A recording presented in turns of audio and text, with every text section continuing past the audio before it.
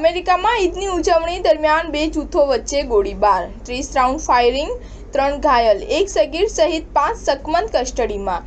અમેરિકાના ફિલાડેલ્ફિયામાં ઈદની ઉજવણી દરમિયાન ફાયરિંગની ઘટના બની છે।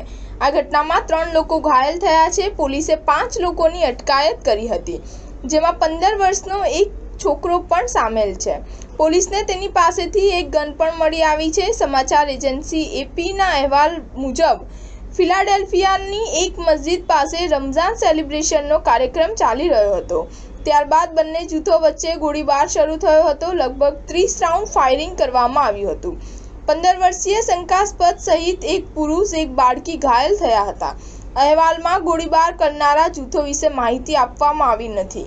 હાલ ફાયરિંગનું કારણ બહાર આવ્યું નથી। પોલીસે આ મામલે તપાસ કરી રહી છે અને તંત્રનું કહેવું છે કે ઘટના સમયે 1000થી વધુ લોકો હાજર હતા।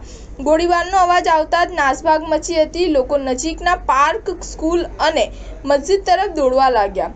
ફાયરિંગથી બચવા કેટલાક લોકો ઝાડ પાછળ પણ છુપાઈ ગયા હતા।